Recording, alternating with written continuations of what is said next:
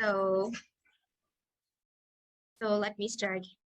Hello, everyone. Welcome to today's webinar, Forging Resilient Social Contracts and the Role of Local Governance. Firstly, introducing myself as Kate, I'll be responsible for hosting this webinar today, and thank you all for being with us on this webinar. It's my honor to introduce our special guest, Professor Erin McCandless, Associate Professor, University of Witwatersrand, South Africa, Research Associate at German Development Institute, co-founder of Journal of Peace Building and Development. Today, she will share her insights on the question of how the notion of the social contract can provide a framing to reflect upon and guide thinking and action in transition from conflict to peace and democracy. This talk will explore findings from her multi-country research in this area. It will delve into the roles that local governance can play in peace transition, that is, through inclusive governance and peace-building processes, responsive institutions and delivery services, and the fostering of social cohesion. This talk will last about 1.5 hours, and there will be a question and answer session at the end.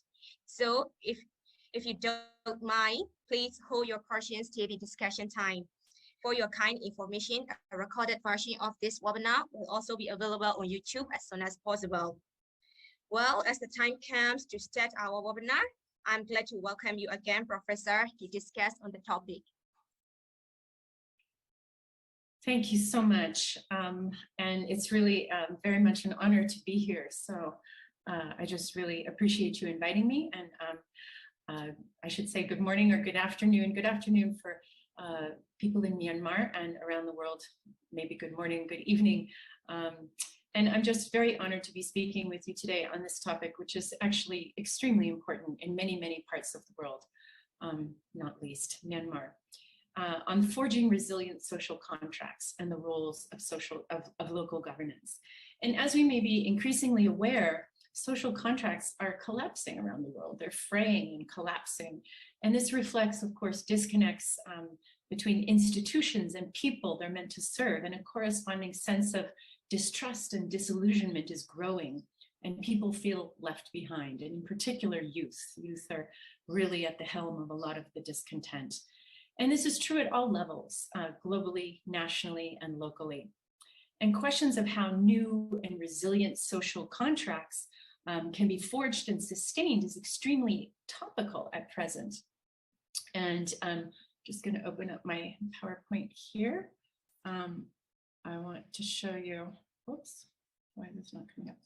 There we go. So as we can see here, this quote is from the United Nations Secretary General, who's been calling for the need for new social contracts. And he says, the time has come to renew the social contract for a new era in which individuals, states, and other actors work in partnership to build trust, increase participation and inclusion, and redefine human progress. And he states that this contract needs to be anchored in a comprehensive approach to human rights, and it must enable the involvement of many more actors to tackle the increasingly complex and interconnected problems that we face, and where people can see and feel the results in their everyday lives. So this is the aim of my presentation, to reflect upon social contracts as a framing to guide thinking and action in transitions from conflict and fragility to peace and more resilient societies, and how local governance features. And the layout of the talk is going to be that first I will talk a bit about conflict, fragility, and transitions to peace, current trends in thinking and lessons arising, how resilient and inclusive social contracts are forged, and some evolving findings from a lot of the research that I've been doing on this topic over the last 5 years. And then local governance, building peace and resilient and inclusive social contracts. Again, lessons and recommendations arriving from the vast body of literature and my own experience as well in many countries affected by conflict and fragility. And lastly, we'll draw some conclusions. So moving, I should first say, acknowledge that I'm not a Myanmar specialist. But like many citizens globally, I have profound concerns and empathy with the people of Myanmar for the extraordinary difficulties and challenges in this incredibly complex situation that you're facing. And my hope is that this talk can provide, some inspiration and potentially some new ideas to take forward your peace process in ways that will foster a just and peaceful transition and provide opportunity for reflection on what needs to happen afterwards as well to build lasting, rooted peace in resilient social contracts. So diving in,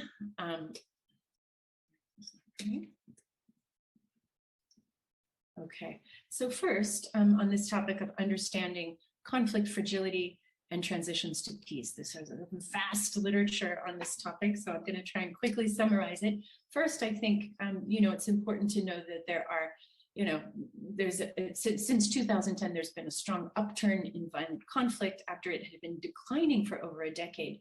As you can see in the blue line there, much of this conflict is non-state actor driven, which means not involving the state.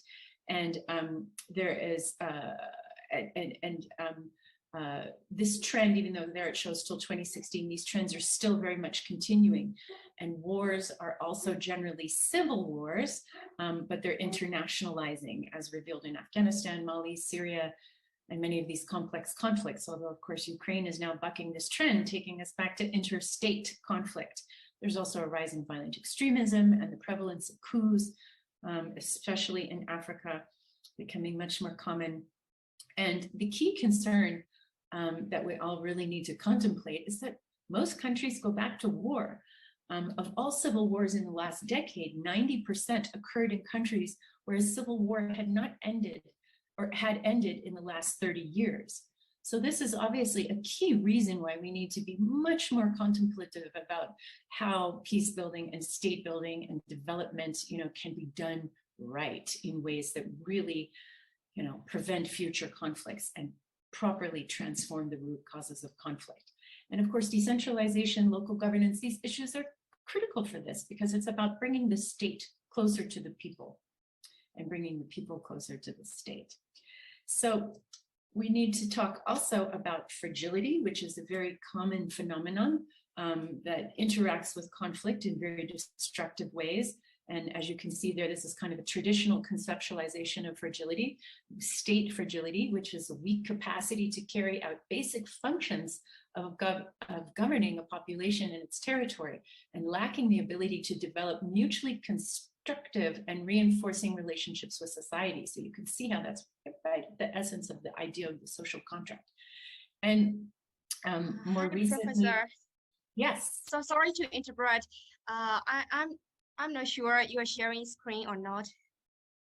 Oh no. Okay. Yeah, of course we don't see the screen share. Okay, thank you for letting me know.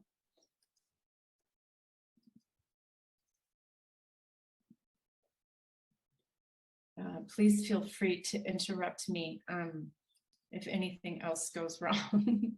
Okay, so I'll just very quickly, yeah, so this is the previous slide in terms of an upturn in violent conflict.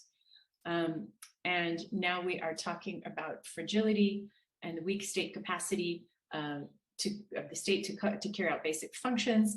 And then we can see on the left-hand side, as that diagram reveals, the sort of new or evolving, where there's quite a bit of policy consensus around this idea of multi-dimensional fragility that covers a lot of different areas, and economic, environmental, political, societal, and security-oriented aspects of fragility, and suggests the ways in which how this allows us to evaluate vulnerability and risk in these areas.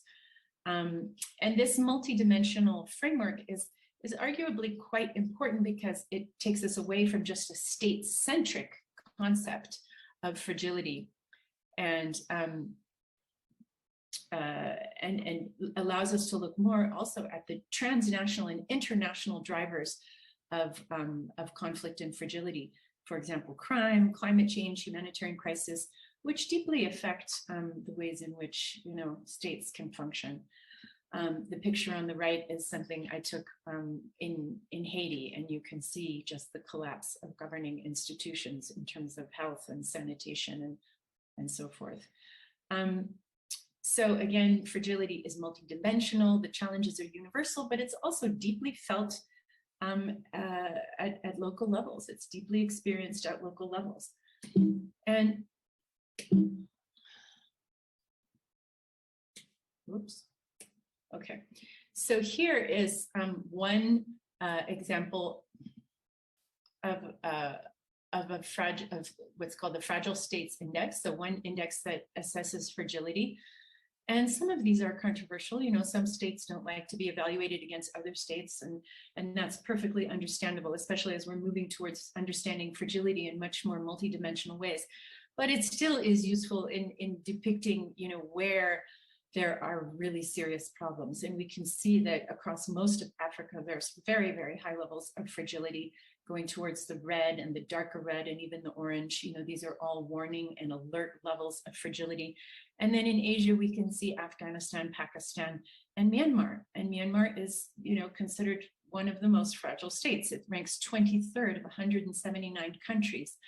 And while there's been some improvement over time, it still is very, very high. And the highest marker within this multidimensional indicator of fragility is around group grievance, right? And it's quite useful to look at these assessments to really get a sense of where the deepest areas of fragility are across the frameworks. So, what is this? No.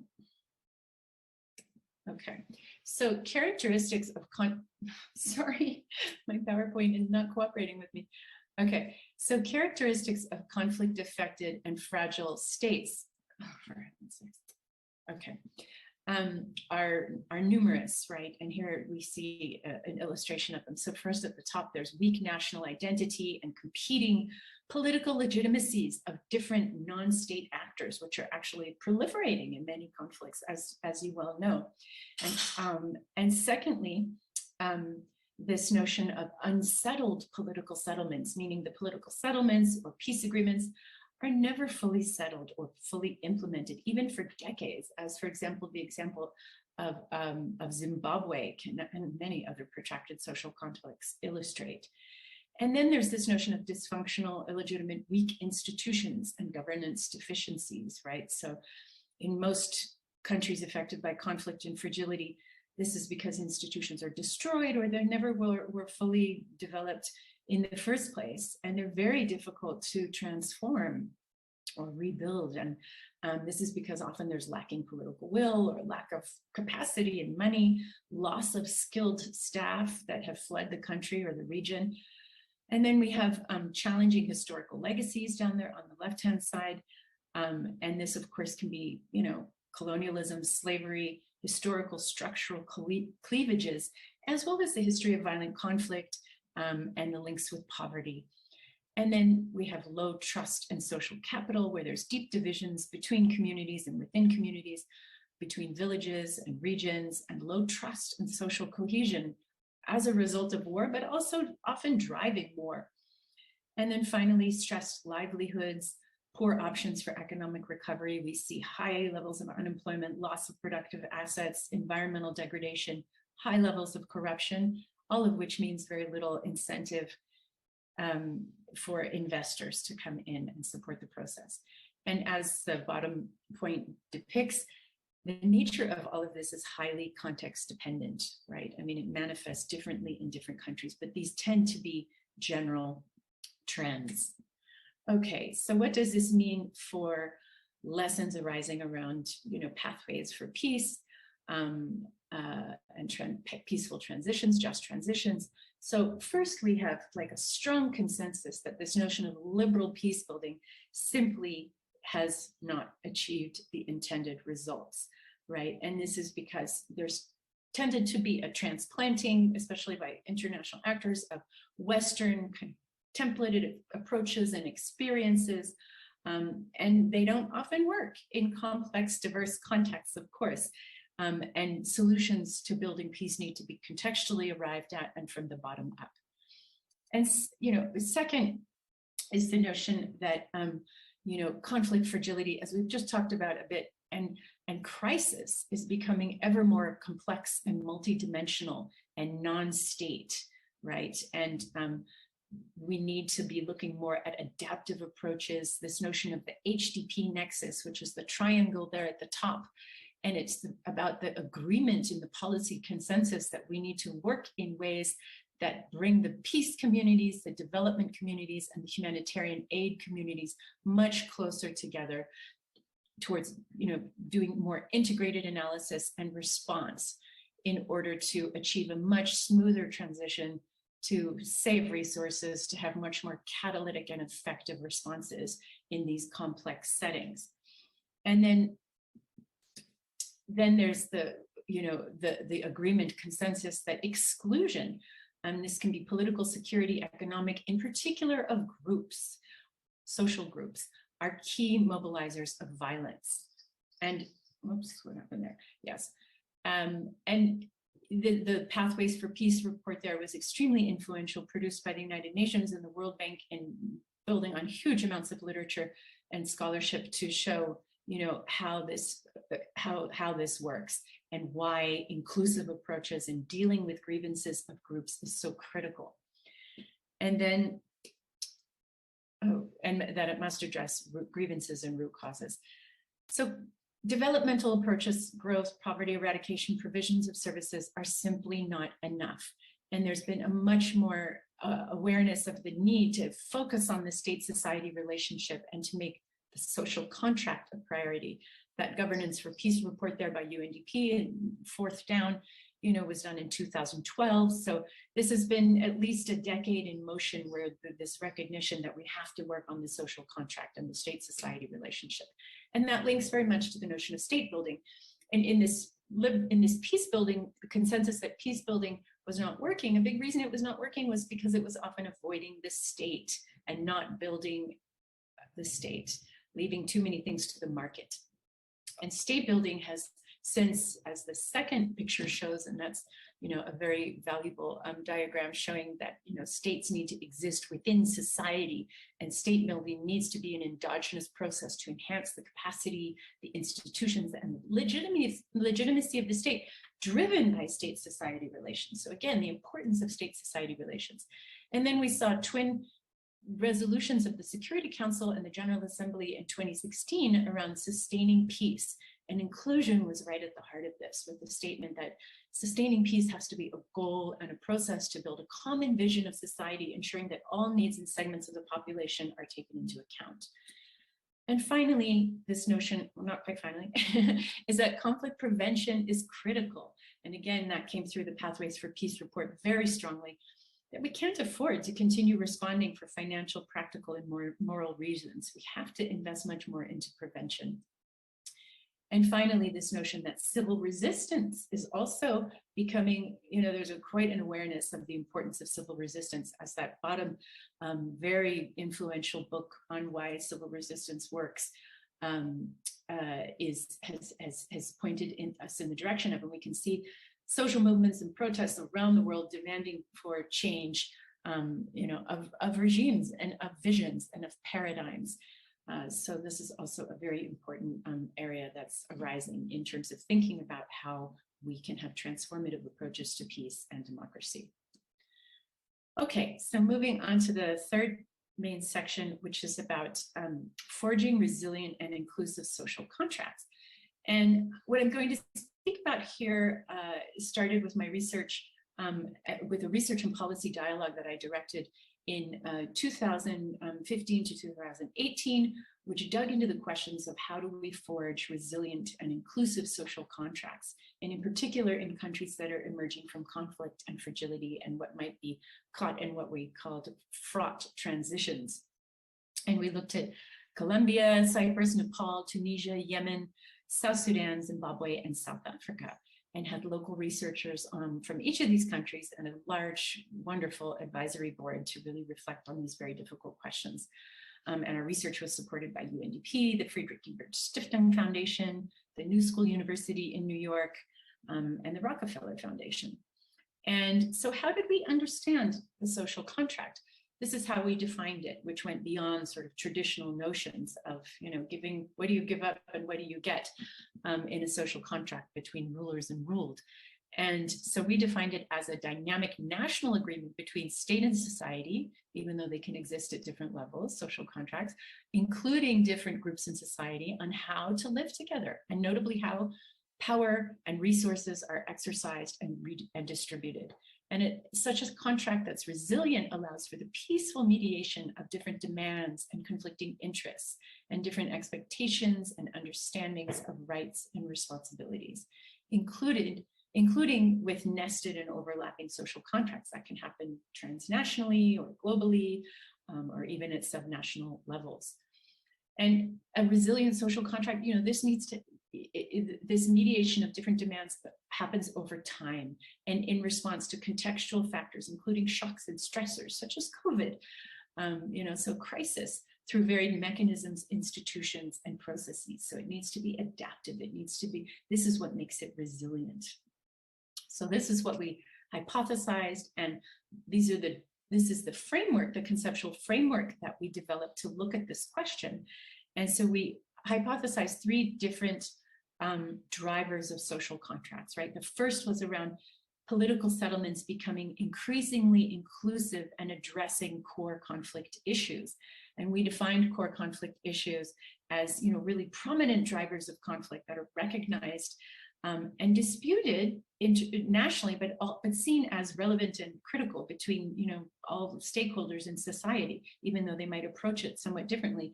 And these issues are usually addressed in peace processes and in agreements, informal agreements.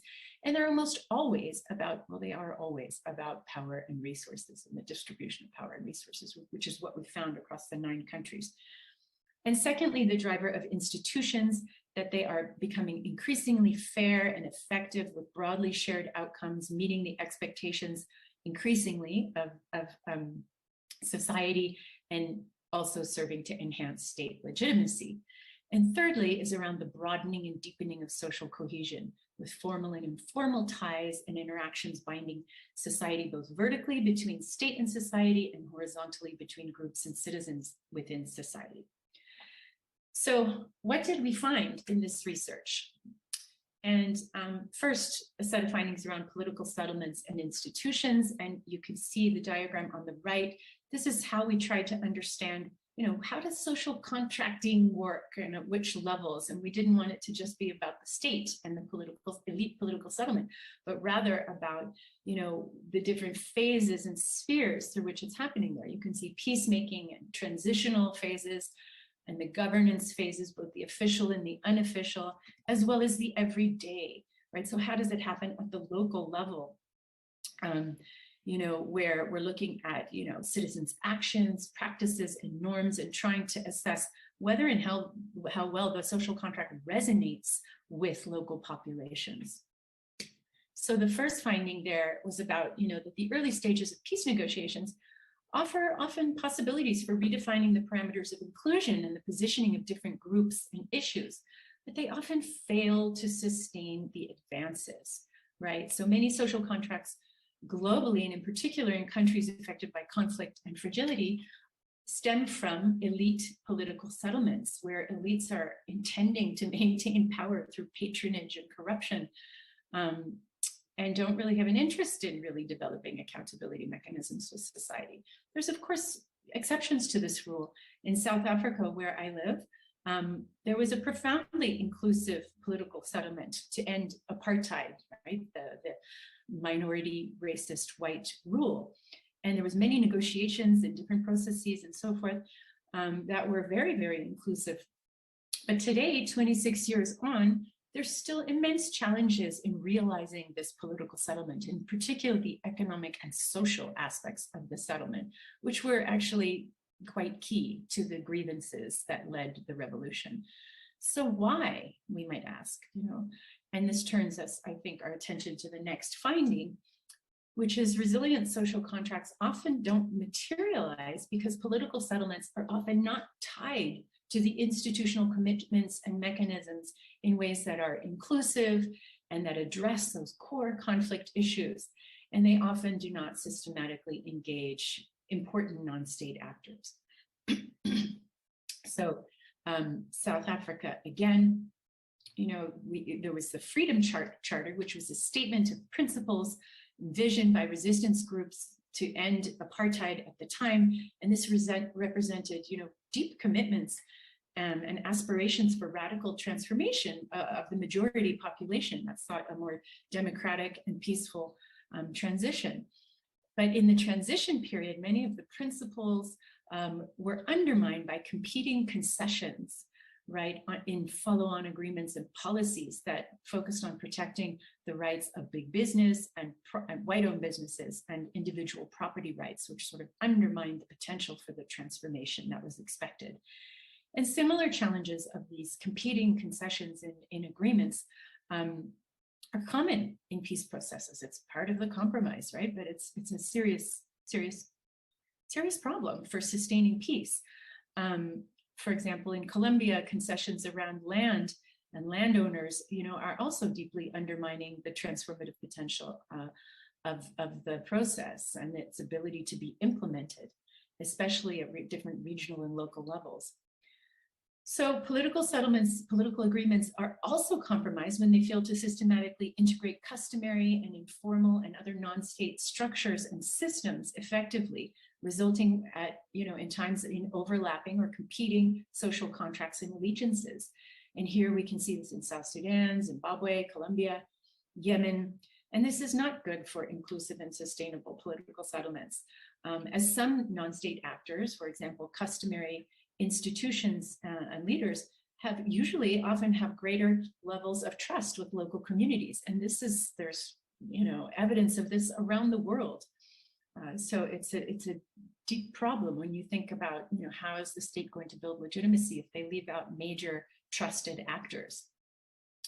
So resilient social contracts also don't materialize because where institutions are not effectively transformed. Now, in post-conflict or in fragile settings, you can't just rebuild faulty institutions, right, that have contributed to the conflict. They have to be transformed. You have to get at the roots of conflict.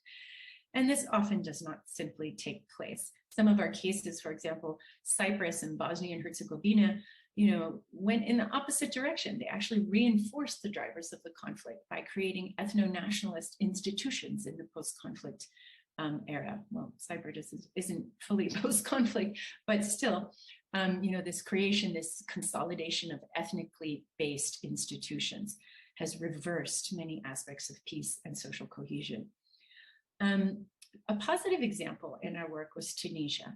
And while this leader of the Arab Spring revolutions, deeply involved civil society. This is one of the reasons why it was so powerful and successful, arguably. So they had a wide coalition of very powerful civic organizations that led the revolution, and they skillfully facilitated key parts of the political settlement transition process, deepening inclusion along the way in and through new institutions, and while responding to the demands of protesters, which have continued. They've been a very powerful force for change and accountability.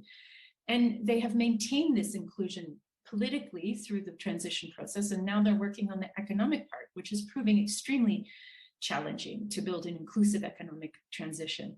And in particular, also because, there's other stakeholders involved, like international actors that make other demands on the national government. So there's a tension there between who is the state actually accountable to in building an inclusive social contract. So the next set of findings are around social cohesion. And we can see here on the right-hand side, this is how we conceptualize social cohesion, which is a fairly common way, looking at that vertical aspect between state and society, horizontal between groups and citizens in society, and the domains of belonging and identification, trust and respect, and participation. And so it's quite a complex concept. But one of the key things we found was that poor progress in achieving inclusive political settlements and providing fair service delivery, so those last two areas that we spoke about, can weaken vertical and social cohesion, right? And most of our cases reflected this. And again, just to go back to the case of South Africa, despite this excitement about creating a rainbow nation in the post-apartheid setting, because those drivers of conflict and fragility were not addressed fully. In fact, inequality is higher today than it was in 1994. And services are still being delivered unevenly. This has spurred divisive identity politics and distrust in the state. Horizontal social cohesion tends to be stronger within groups than between them. So it's natural. We would see there's closer, more trust in within groups than between them, but there's still considerable amount of trust and areas of collaboration and interaction between groups, in particular neighbors, right? That where people work together and they learn to know each other and to trust each other. And we also saw that social cohesion initiatives tend to be more effective when driven by communities rather than the state. And this is obviously logical if you consider that often the state is considered to be part of the problem in many situations where it has caused or been a key actor in the conflict. And where social cohesion is pursued in fuzzy ways, just trying to repair relationships without really dealing with the underlying root causes of the conflict. So taking this one step further, going back to our diagram, we found, and that finding at the bottom there, that these three drivers interact and propel each other in different ways, either forward or backward. And they have strong, impactful interactions on one another. So again, in South Africa, those core conflict issues around inequality and lack of livelihoods not being addressed, despite political settlement promises, deeply undermined the ties of trust and belonging that people feel towards one another and towards the state. And in Colombia, the reverse is also true, where social cohesion, deepening, and institutions consolidating are totally needed for the political settlement to be able to realize its vision and to address the core issues of conflict. So moving on to the subnational level and local governance, a few key findings. And first, the core conflict issues that we've been talking about are usually about exclusion related to power and resources. And this manifests very much at the local level, and especially the horizontal inequalities between groups, which are around race and ethnicity and religion, and it results in uneven development between regions and within regions as well. And and we can see this across most of our countries. In Colombia, in its 6-year post-agreement, where the conflict issues were land and illegal crops, these are deeply tied to subnational level and regional uneven development and linked with corruption and violence. And even in Tunisia, uneven regional development and lack of livelihood opportunities, particularly for young people, was a key motivation for the revolution. And I've spoken about South Africa, still today has extraordinary inequality. And this is also combined with the uneven rollout of services, which prompts major protests and, especially around the concern for the deeply rooted corruption, which we call state capture here in South Africa. And the second area, political and peace building processes, elite political settlements obviously undermine subnational inclusion in building a nationally owned peace, precisely the type that the UN Secretary General was talking about. If it's an elite pact, that's not going to build a national vision. And again, this notion of non-state actors vying for power, resources, legitimacy, these very much challenge local governance from taking root in peaceful ways. There's positive though, like I noted, the bottom-up activism can really bring more inclusive social contracts. And we see this both in South Africa, where these flourishing protest movements are seen as potentially building a much more inclusive social contract, demanding that leaders build more awareness about the needs of local people into the vision. And in Tunisia, is often hailed as a bottom-up revolution that ended the regime and the old social contract and is in the process now of creating a new and much more inclusive one. In terms of institutions and service delivery, poor and uneven national service delivery, as we've talked about, is a key grievance which very much impacts institutions, which very much impacts the local level. And constitutes reasons for many of the core conflict issues, and also agreement grievances, as we described in Colombia, South Africa, Tunisia. It's virtually a problem in all of our cases. But societies want decentralization, right, generally, but there's often political will that undermines, the lacking political will often undermines the ability to implement this. In Zimbabwe, for example, the 2013 constitution was passed with 95% support in a referendum, yet many parts of it have been not implemented, and the country is still in terrible protracted crisis. And this included a commitment to decentralize government authority and the functions to provinces. But it's not happened, which is attributed to the mechanisms to achieve this not being clearly articulated in the constitution or follow-up documents, but also the lacking political will of the ZANU-PF ruling party. And this is not an uncommon problem where devolution or decentralization agreements are not implemented. It's quite common around the world.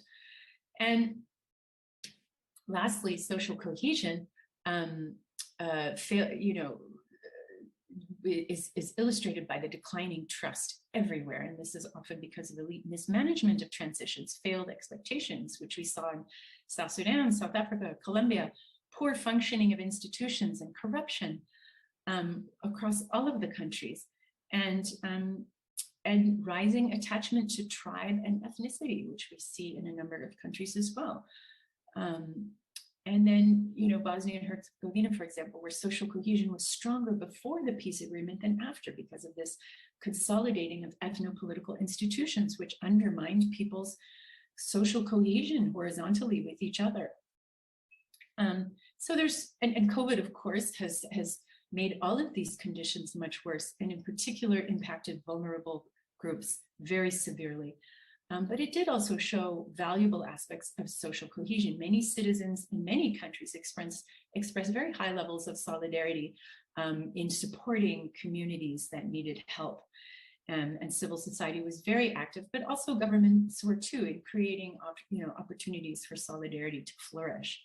And this is, of course, very popular in the UN Secretary General's new vision, his common agenda about working more to increase solidarity, in particular around the notion of intergenerational social contracts to address issues like climate change, and to address the other adverse crises that affect youth in particular.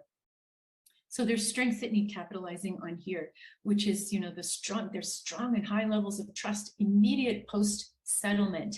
And in many cases, you see high levels of trust right as the political settlement is being agreed to, and then 2 to 5 years later, it just goes bloop, completely plummets because expectations are nowhere near being met.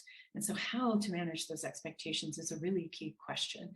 And how to build upon the strengths of resilience and of social cohesion at different levels that exist within society. So identifying those and figuring out how to support them is absolutely key. Great. So moving on to the next section, next to final section. So local governance in the processes of peace building and building resilient social contracts. That's what we're going to talk about now. And there's many definitions of local governance. I've just adopted UNDP's here. It's quite coherent in my view.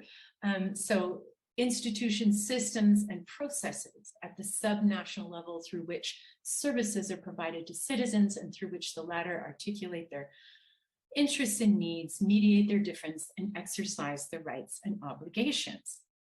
And this is, of course, very aligned to how we think about social contracts, with a focus on how decisions are made regarding their prioritization and the availability and delivery of local goods and services, and ultimately questions of who benefits.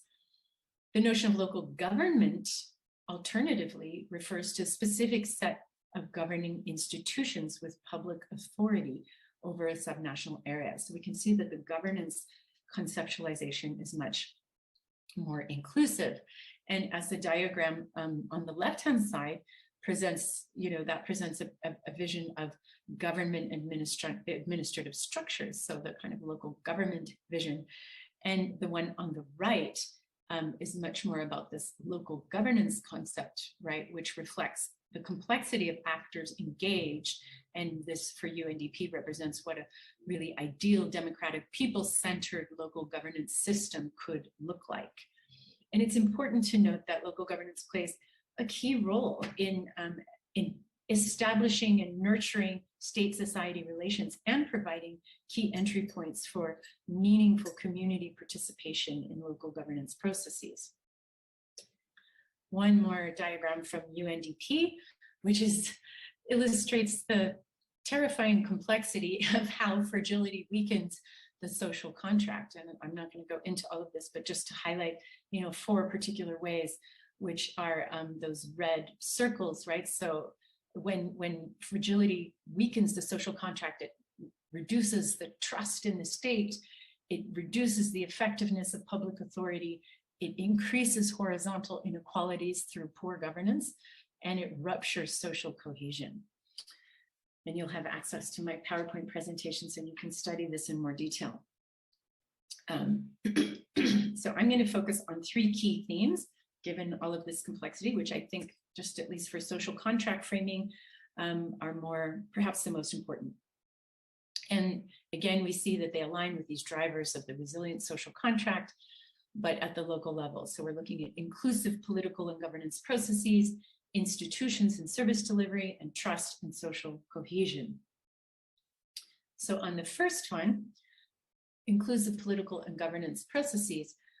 So a key challenge, as we've talked about, are fragility of institutions and ongoing conflict dynamics.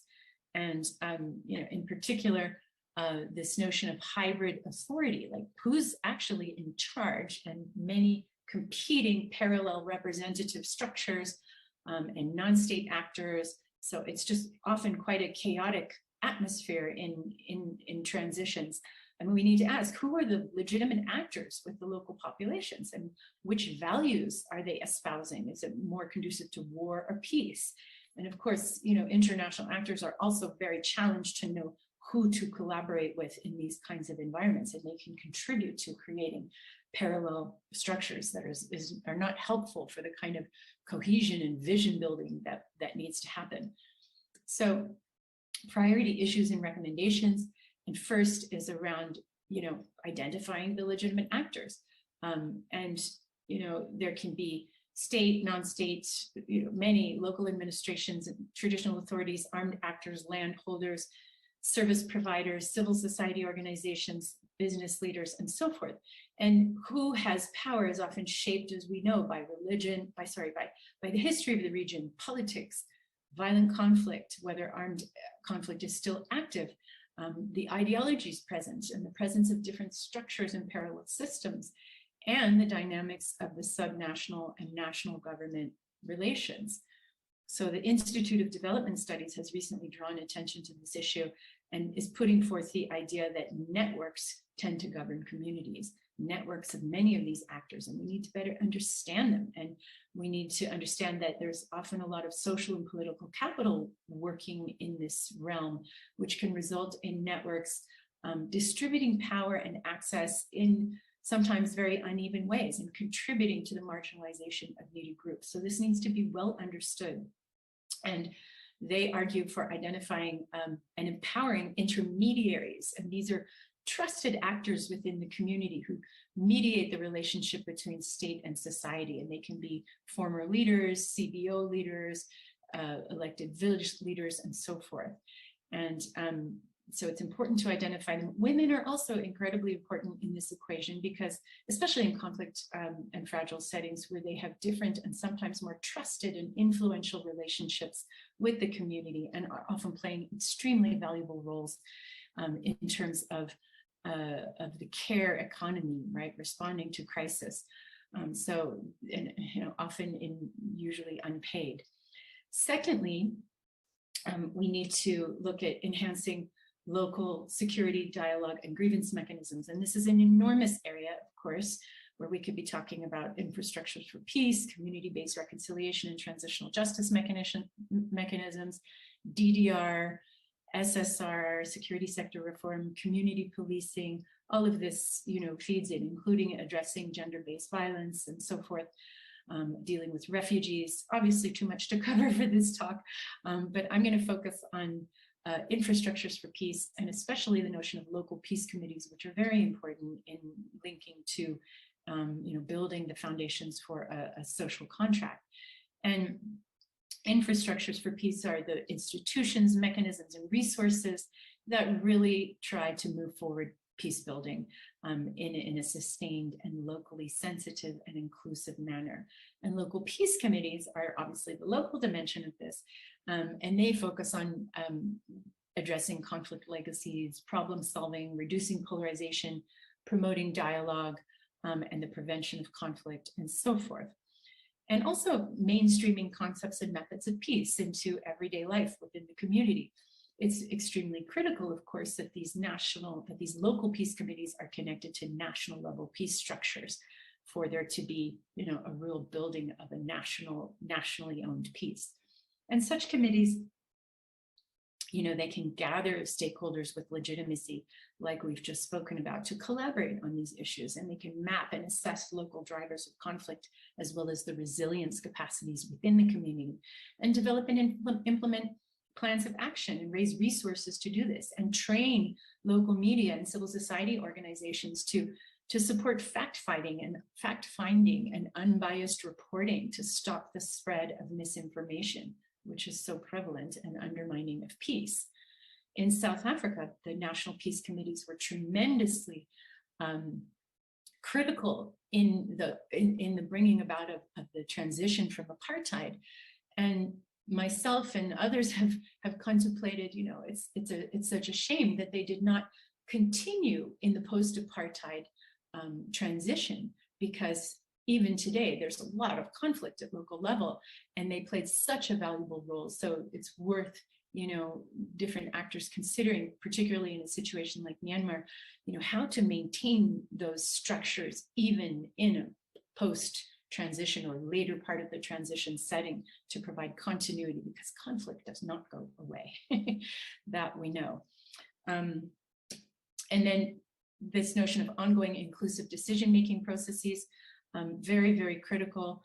Obviously, government and civil society need to be involved, building capacities of both to manage and support inclusive processes, doing a lot of participatory assessments on needs and vulnerability and political economy to understand, how different agendas affect participation and the outcomes, and building longer-term mechanisms to ensure this type of inclusion over time. And coherence in structures and processes. This is also extremely vital, linking back to that finding I talked about in our social contract work, right? And coherence is key for avoiding this proliferation of parallel systems and structures and agendas that often completely overloads, transitional processes and the ability of local decision makers and inclusive structures to be able to manage what's going on. It's completely overwhelming, right? And this idea of one vision, one plan, not 20 plans, was something that really came through this dialogue called for the New Deal for Engagement in Fragile States, and the G7 Plus in particular, a voluntary intergovernmental association of some 20 countries who acknowledge their fragility and are working together to overcome it. They put forward this notion of one vision, one plan. There needs to be consolidation. And I worked with the G7 Plus, this organization, and through this New Deal process for many years. I'll say something more about it later.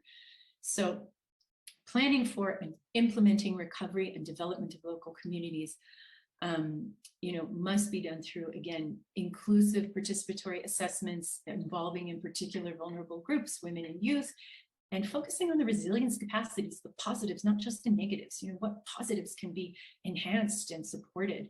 And preparation, this can occur through like the preparation of local recovery and development plans, getting everyone involved to think through and to make difficult choices about what are the priorities, and using and empowering existing local structures and trying to consolidate rather than proliferate them. And the notion of decentralization, if it's being undertaken, it needs to be rooted in peace, in the lens of peace and security, again, to not just unfold it as a technical exercise, but really understand the context and the context of conflict and fragility that could undermine its success. So coherence and coordination needs to lie at the core of planning, right? And it needs to overcome this notion of sectoral thinking and much more attention to cross-cutting issues and priorities, so that we can, so that local actors can better catalyze impacts across the sectors to reflect much more, to bring more impact. And thinking in particular around issues of sequencing and trade-offs, what do we need to do first, second, and third, and so forth. And strong coordination around design, monitoring, and evaluation systems will also attract more donor and other resource support. So the second area, institutions and service delivery, challenges again, fragility of institutions and parallel institutions. This really challenges the ability of institutions and service delivery to be able to flow. And resource generation, obviously a very challenging component for local governance needs. So the priority issues here are on, identifying what is working and building upon this through inclusive processes. Again, pay attention to where the key strengths are within a particular community that can be built upon, and building it inclusively, and addressing uneven delivery and development and other conflict drivers. This has to be intentionally built into the planning and the delivery of services. Obviously, building capacity of local actors and governance, and identifying short and long-term priorities. And again, this focus of thinking about this humanitarian development peace nexus, the HDP nexus, how to ensure continuity so that the resources that are infused, often more so in humanitarian settings, actually help to build longer-term systems and address the drivers of conflict and fragility. And then harnessing the support of local and external actors in inclusive ways, not letting external actors just come in and run in all directions, but actually having, if there's that consolidation of and inclusive structures that can show that they are together and have a vision, international and external actors will support that. They'll be much more likely to do that rather than running in all directions and complicating things in their efforts to be supportive.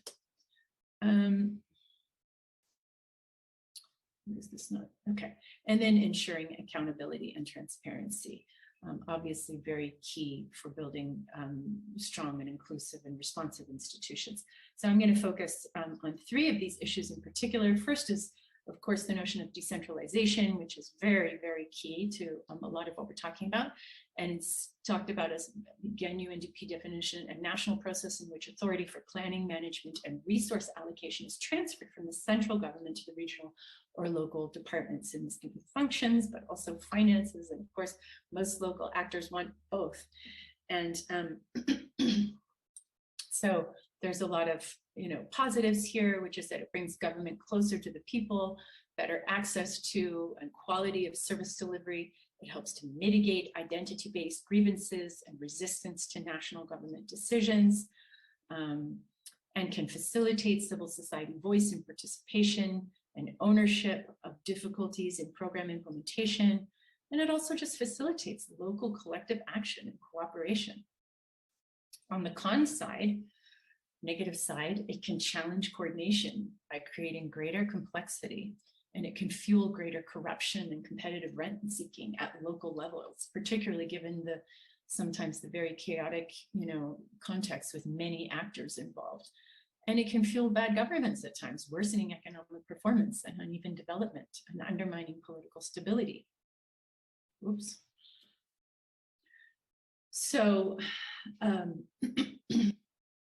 despite these cons, there's generally a consensus within the policy community, international policy community, that we still should be pursuing decentralization, that it's important to bring the state closer to the people, and that this actually builds the legitimacy of the state and builds trust in local authorities and helps to foster cohesion.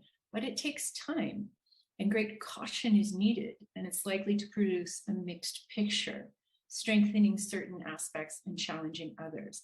And the details really matter, right? How it's done, the dimensions, the levels, the modalities.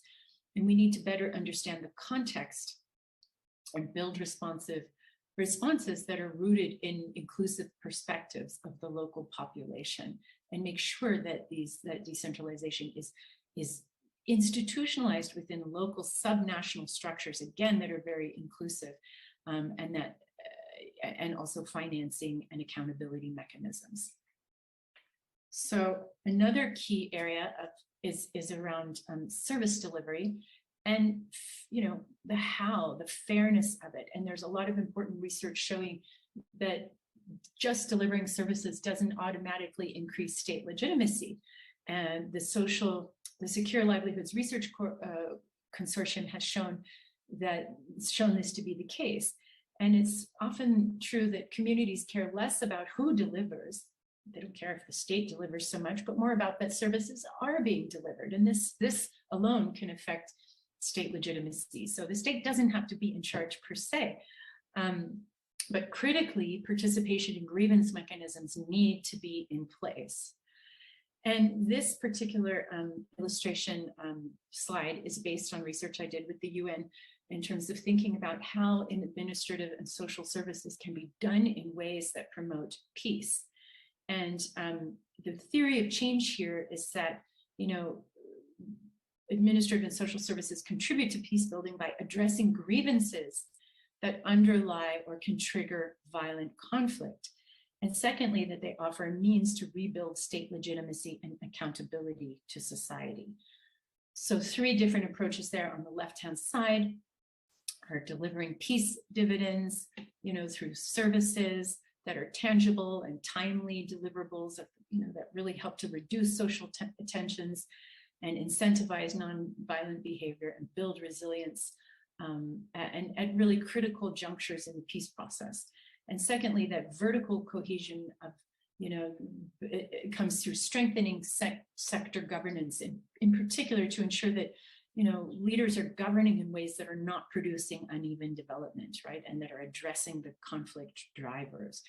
And thirdly, around, it's more horizontal, providing entry points for peace building results through local level development projects that are designed in ways that take account of the conflict drivers and therefore help to ameliorate them as much as possible. So also key in social services, just other things that are critical to think about, obviously enhancing local government capacities, which can help reduce patronage in local government in a non-threatening or non-imposing manner. And it needs to happen not just through individual capacities, but organizational, sectoral, and the enabling environment, thinking about all of those issues. Some research I did in Afghanistan for UNDP, we found that the most effective approach to capacity development was through peer-to-peer, longer-term capacity development. So regional mentors and coming from other countries who stayed for like 6 months in particular ministries, just staying there for the long haul to help build capacity. And also, another thing that's coming up is the need to work through collaborative delivery systems. So again, these inclusive networks and platforms that build a lot of actors into the process. We did this in Liberia when I was working with the UN in Liberia through the county support teams that brought UN agencies and other actors together in a more cohesive manner to support capacity development for administration and local service delivery. And again, local actors together help to cohere and make decisions about the priorities, which was very important given the incoherence that was often there because too many actors doing what they wanted. Then, of course, I'll come to that in a second. The public financial management, often it's assumed that that public financial management will be the core driver of local government finances. And of course, local government finances need incredible attention, but public financial management is often linked to tax collection, and that's often not happening in many countries, or it's very, very weak and not really providing a big component of local resources. So public financial management is important, critical public financial management systems, and to ensure that decisions regarding the use of financial resources are made by those with formal mandates, and using appropriate, pre-specified, and standardized criteria. The problem, as Tobias Huck from the World Bank has pointed out, is that much public financial management thinking relies on the assumption that there's functioning institutions in fragile states, which often don't exist. It assumes that laws are followed when they're not, and power, in fact, power is often contested, and elites may be acting in their own personal interests, not the communities, and so forth.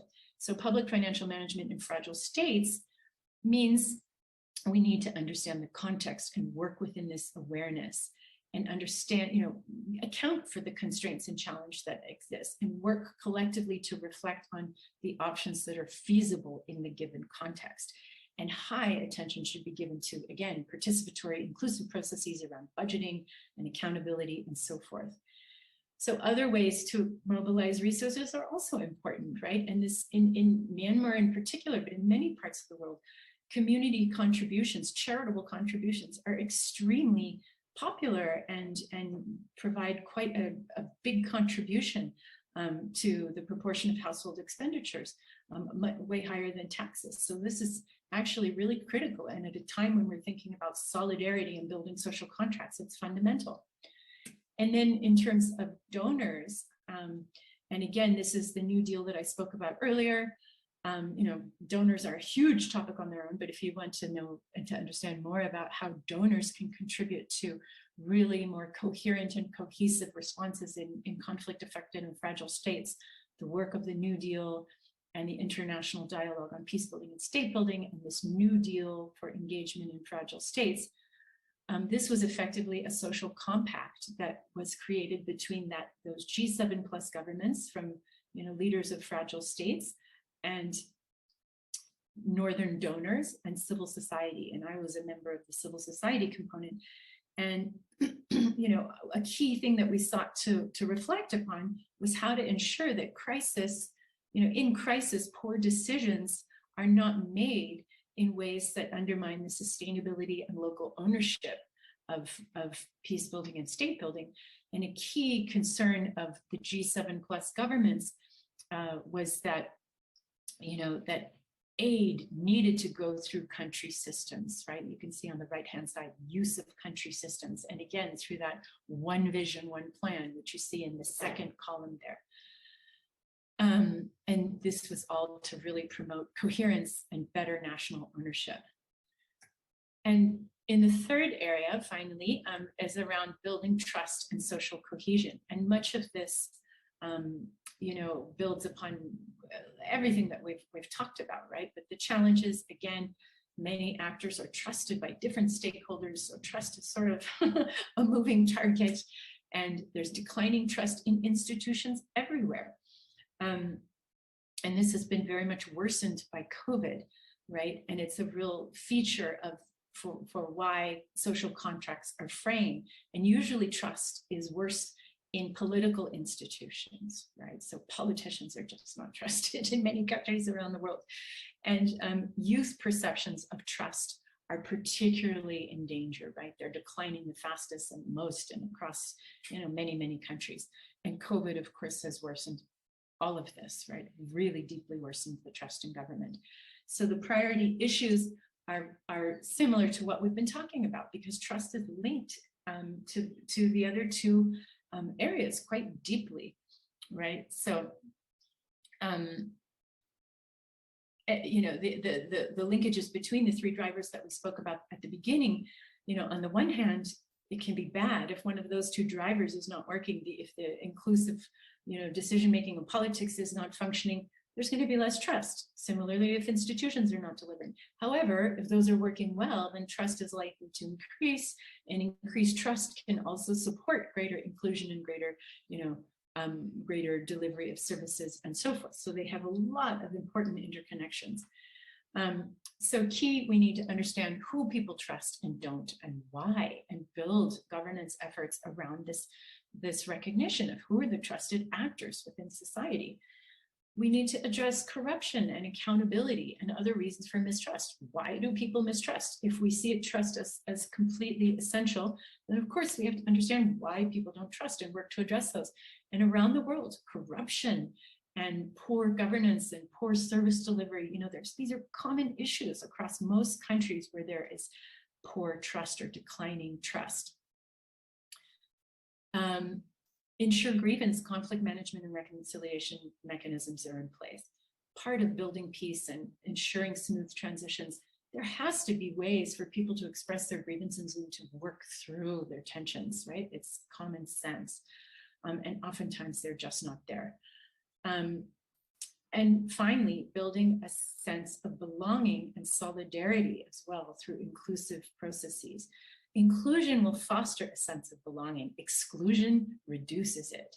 And a sense of belonging to support solidarity amongst different groups. And crisis creates these opportunities for also people coming together and helping each other and collaborating and figuring out how to move forward in a more peaceful way. So it really does provide opportunities that need to be capitalized on. So just in conclusion, a few takeaways. I think we've seen our contexts are becoming far more complex with conflict, violence, fragility, and crisis all interacting in very much more complex and challenging ways and heightening the destructive impacts and repercussions, and especially for vulnerable populations. And decentralization towards more empowered local governance can really facilitate inclusive peace and development in very, very important ways. However, it can also increase tension and grievance. So such processes must be handled with great care and commitment and with meaningful inclusion of stakeholders at every stage. And transforming conditions of fragility and conflict and delivering inclusive and sustainable development at sub-national levels can greatly benefit from a social contract framework, as I hope you have been convinced. But such contracts must be forged from above and below, not just from above, and they need to be embedded in agreements and mechanisms and policies. And a key challenge for local governance is seeking to engage and forge social cohesion between competing systems and structures and forms of legitimacy that exist in all conflict and fragile settings. And these are very dangerous because they can foster very resilient competing social contracts, which can deepen polarization and make it much more difficult to resolve and transform conflict towards lasting peace. And finally, local governance approaches must be context specific, while ultimately supporting coherence and allegiance to a national vision for a lasting national social contract to unfold. Okay, thank you very much. I look forward to hearing your questions and comments. So thank you very much, Professor, for the great talk. And dear all participants, now is the time for a question and answer session. So please feel free to ask any question if you have. And you can raise your hand or send your questions in the Q&A box of this webinar platform. And we truly value all of your privacy and security concerns. And so, Professor, I have already got some questions sent to me anonymously. So please let me read out the very first question for you. And in Myanmar, in my opinion, ethnic armed organizations are much focused on ethnic identity. Which way is better to forge political settlements or social contract, concessions or political agreement? So I want to be sure I fully understand the question, because concessions often are part of the political agreement, sadly, right? I mean, that's why people are in conflict and communities and groups are in conflict, because they don't agree. And the problem with peace is that it requires concessions, and it requires working together to make compromises. Ideally, we're looking at trying to build creativity, right? Trying to build more, more options that perhaps hadn't been thought about or haven't been, there's great attachment and positioning around quite minimal, usually minimal and very often extremist positions. So the challenge for peacemakers is how to, really convince parties and those within their own parties to become more creative, more expansive in reflecting on ways out of narrow positions. And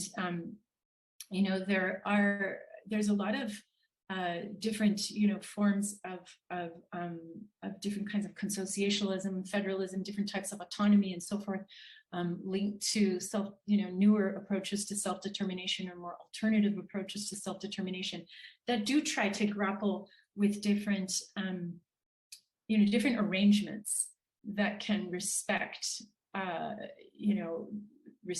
different components, be they social, political, economic, cultural aspects of what particular ethnic groups find most important. So, there really needs to be kind of a diffusing of the heats and of the temperature of parties, and having a much more wide mapping of possibilities, right? That actually creates the potential for people to see that maybe they don't have to stick to their one particular position, right? And this is particularly the case around identity. And there's some, important, valuable, and innovative models out there that look to, figure out how to create greater recognition for groups. And a lot of it, lies in different aspects of minority and majority rights, and how to ensure that they're respected.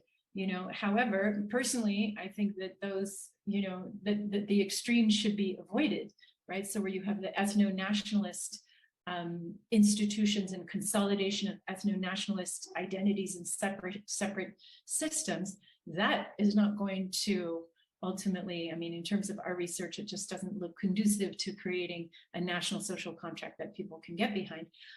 However, you also have problems in your contexts where ethnicity is not respected or acknowledged or recognized, right? And where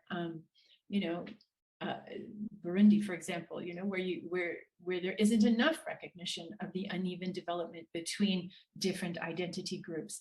So there has to be a balance, and that search for creative options that can both provide recognition, but also keep an eye on developing a national identity that also brings everyone in.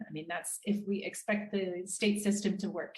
If we want to give up the Westphalian, commitment to this interstate system that we have, that's another option. But I think a lot of the evidence would show that would also be deeply problematic, because it would create far more conflict and insecurity. I hope I answered the question. You can ask again if not. Thank you again, Professor, for answering the question. And I have got another question. And in Myanmar, there are many social groups and many has sizable aims behind them. How challenging to forge social contracts in this context? How to overcome it?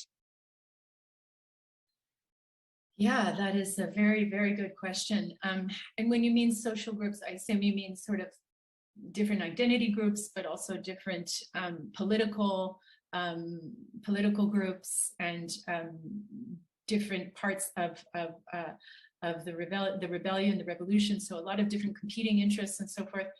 Yeah, unfortunately, this is the direction of many of our countries that are in, really intractable conflict.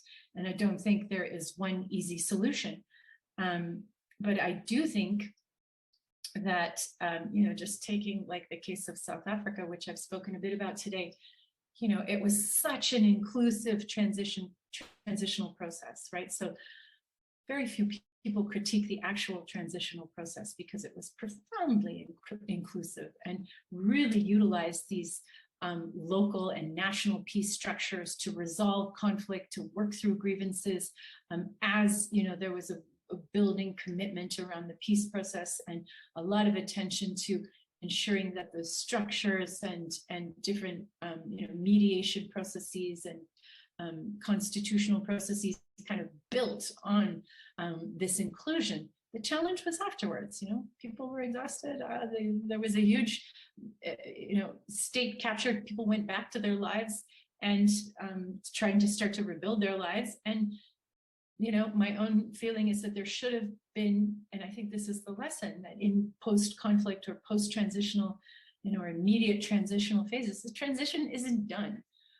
So you can't stop placing top priority on inclusion and how to maintain inclusive structures. And that's not, it certainly isn't easy. It certainly isn't easy. And I think also the case of Tunisia shows, they've been actually very, I think, more successful in maintaining that inclusion in the immediate post-transition phase.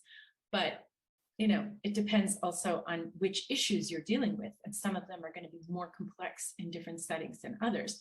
In the Arab Spring countries, in Tunisia in particular, economic grievance and lack of livelihood opportunities, also South Africa, these are like the absolutely topmost issues. So, understanding why those divide people and why there are so many inequities and lack of opportunity. In Tunisia, it's youth, especially youth, right? So why is that happening? And they are now, really positively, I think they also have different social contract processes happening that specifically focus on the issue of economics, right? And economic policy and how to address the grievances around that. So they're maintaining a kind of social contract making set of processes after, that are extending beyond the immediate transition. And I think this kind of thing is absolutely critical.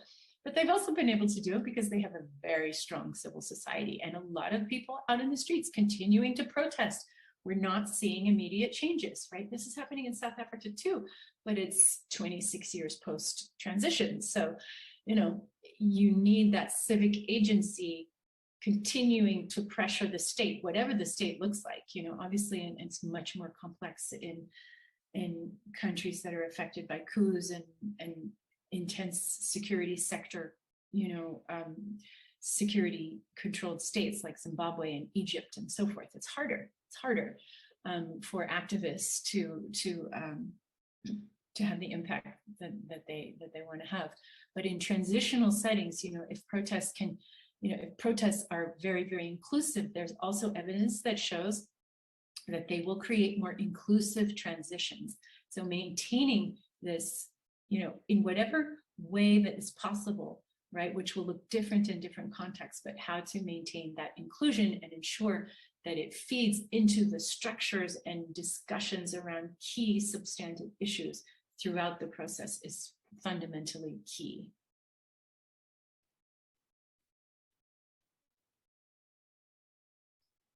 Thank you again, Professor. It was really fruitful. And I have got one last question, and please let me read it out for you. Under these military rules, it is quite difficult to implement an inclusive social contract. So what are major problems and what might be the roles of local government during this time?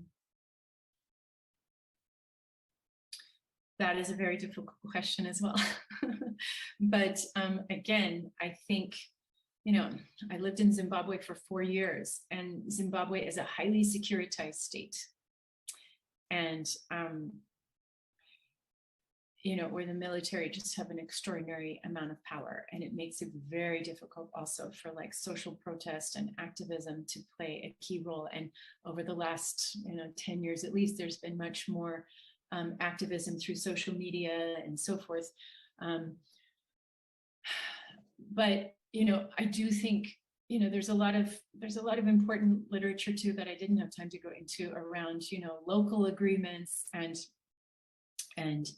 zones of peace in local areas, social covenants, at the horizontal local levels. There's different ways in which local actors.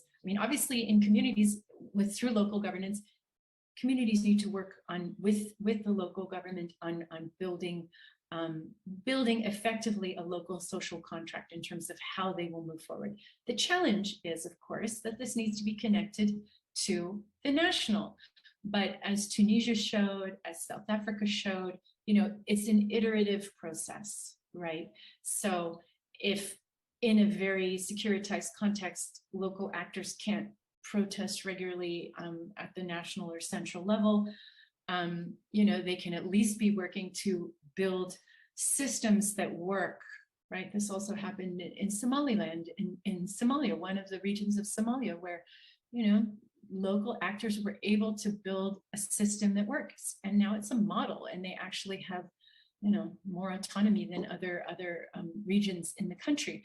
So, it has to be both and. I mean, it's very, very critical. I know, unfortunately, I don't believe that local peace building can happen on its own, because usually the drivers of conflict are also vertical. They also are from the national level, right? So that's the really tricky challenge. But local actors can still be working to build local agreements, social contracts, model behavior, which can have a spreading effect and positively impact neighboring communities, and just begin to build, more cohesion and more agreement that can expand and spread. And also, those local structures, like those local peace communities, are and need to be connected to the national level infrastructures for peace. So there is like communication, information, ideas flowing up and down in that direction. So by no means is it easy, and certainly in highly securitized contexts. And a lot of the research also shows that like Erica Chenoweth and Maria Stevens, very important research, saying why civil resistance works. And nonviolent resistance was shown to be particularly effective where civil society could make friends with the military, right? That was a key factor. So, that's often extremely difficult in contexts like yours, but it's one to just be aware of and to continue strategizing, I suppose, on how to transform that relationship. Because ultimately, how are you going to transform a securitized state? Zimbabwe, it has not happened, but the same ruling party is in place since 1980, which is very aligned with and attached to that securitized state. So, yeah, no easy answer. I'm sorry, but I hope there's a few insights there.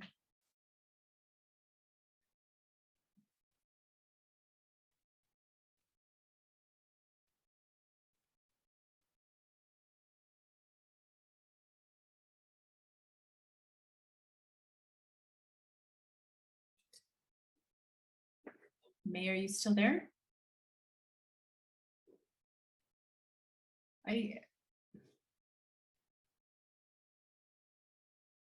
Hello? Hello? Are you hearing me? Hello, Professor. I'm sorry, my internet connection just lost. No problem. No problem. So thank you again, Professor, for the understanding and also for the great discussion on those questions. And I believe all the participants are enjoying the talk today, but I'm afraid due to the time concern, we have to end this webinar today. So since we already discussed a lot and covered enough for today's topic also, please let me end the webinar here. And once again, thank you everyone for your active participations, and also Professor for the great time and great talk. Thank you so much, May. Thank you. Thank you, Erin. Yeah, every topic, every issue is very relevant to Myanmar situations, and thank you very much. I hope so. I know it's an extremely complex situation, and I just wish you incredible solidarity in moving this forward in a peaceful and just way. Yeah. Thank you so much for the opportunity to speak to all of you. Yeah, thank you. Thank you.